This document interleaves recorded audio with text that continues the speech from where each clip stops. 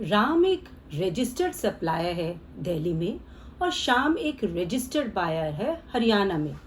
श्याम ने राम से good purchase किए और उसे डायरेक्शन दी कि उसके गुड्स की डिलीवरी उसके वेयर हाउस जो कि दिल्ली में है की जाए। इस तरह के ट्रांजैक्शन को हम bill to ship to model कहते हैं। आखिर ये bill to ship to model है क्या? इसमें कितनी सप्लाईज इन्वॉल्व होती हैं, कितने टैक्स इनवॉइसेस हमें जनरेट करने होते हैं और इसमें जीएसटी और ई वे बिल की क्या इम्प्लीकेशन होती है, इन सभी बातों को आज इस सेशन में हम आपके साथ डिस्कस करेंगे। Hi friends, I am CA Anita Agarwal. Welcome back to my channel. यदि आपने मेरा चैनल अभी तक सब्सक्राइब नहीं किया है तो subscribe my channel and press the bell icon ताकि इस तरह की वैल्यूएबल इंफॉर्मेशंस की नोटिफिकेशंस आपको मिलती रहे।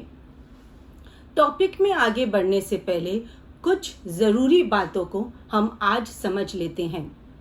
जब भी एक सप्लाई ऑफ गुड्स होती है तो सप्लायर को बड़े ध्यान से उसका टैक्स चार्ज करना होता है।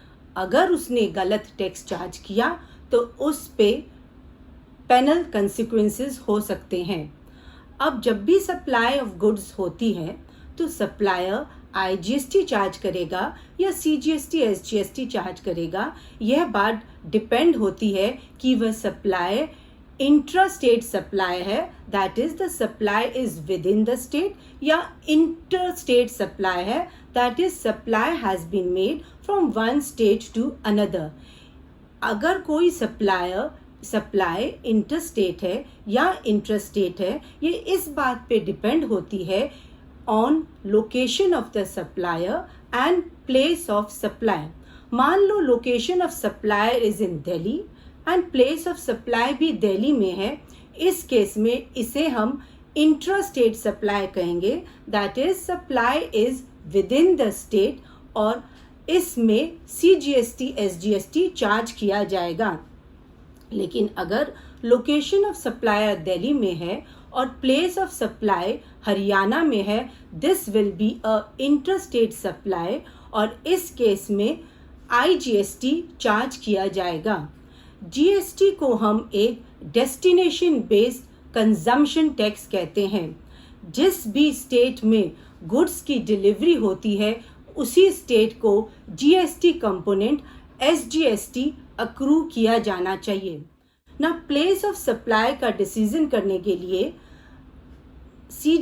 जीएसटी एक्ट ने हमें section 10 of IGST act provide किया है and as per section 10(1)(a of IGST Act, whenever there is a movement of goods and such movements made either by the supplier or the recipient or any other person, in that case the place of supply will be the location of the good where the movement of the goods terminate for the delivery to the recipient. According to this section, इस section के हिसाब से place of supply उसी state को माना जाएगा जिस state में डिलीवरी ऑफ द गुड्स की गई है। आइए बढ़ते हैं टॉपिक की तरफ और समझने की कोशिश करते हैं कि ये bill to ship to model आखिर है क्या। इस कंसेप्ट को समझने के लिए हम आपके साथ दो केस स्टडीज डिस्कस करेंगे। केस स्टडी 1 में हम ये मान के चलते हैं कि A is a supplier who is registered in Delhi और बी एक बायर है who is registered in UP.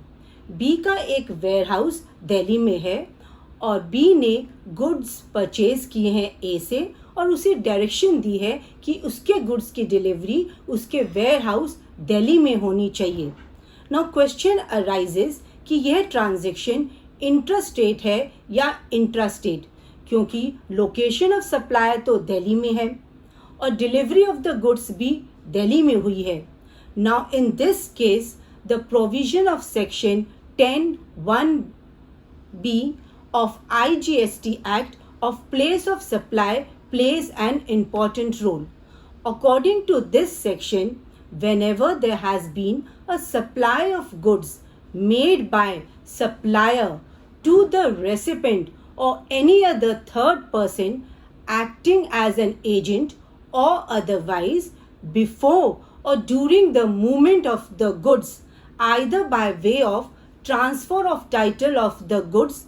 In that case, the goods shall be deemed to be received by the third person, and place of supply will be the principal place of business of such a third person.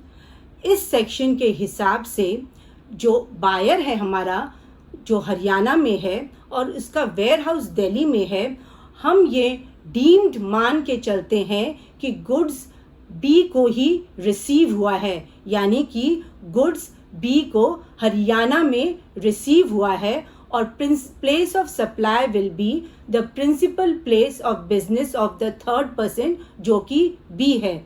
In that case location of a supply is in Delhi and place of supply is in Haryana. तो इस transaction को हम as per bill to ship to model, इसे हम interstate supply कहेंगे. Now we move on to case study 2. A is a registered supply in Delhi. B is a registered buyer in UP. B ने A से good purchase किया और उसे direction दिया कि उसका एक कस्टमर जो कि हरियाणा में है, गुड्स की डिलीवरी C को की जाएगी. Now we have A will bill to B and ship to C. यहाँ पर दो ट्रांजेक्शन्स इन्वॉल्व हुई हैं, A to B and B to C. ये दोनों ही ट्रांजेक्शन्स, जो फर्स्ट ट्रांजेक्शन है वो दिल्ली से यूपी हुई है, it will be a interstate transaction and IGST will be leviable. और जो second transaction B to C UP to Haryana हुई है, वह भी इंटरस्टेट ट्रांजेक्शन है और यहाँ भी IGST चार्ज किया जाएगा. In this case two invoices will be raise. A will tax invoice 1 will be raised by A to B and tax invoice 2 will be raised by B to C. Now the question arises कि अगर हमारी tax invoice की value 50,000 exceed कर रही है तो इन transaction में हमें ई वे बिल जनरेट करना होगा. यहाँ दो ट्रांजैक्शंस हैं, क्या दोनों ट्रांजैक्शंस के लिए अलग अलग दो ई वे बिल जनरेट करने होंगे? The answer is no. यहाँ पर सिर्फ और सिर्फ एक ही ई वे बिल जनरेट किया जाएगा और ई वे बिल कोई भी जनरेट कर सकता है, या तो A या B या C या फिर ट्रांसपोर्टर. मान लेते हैं A ने ई वे बिल जनरेट किया.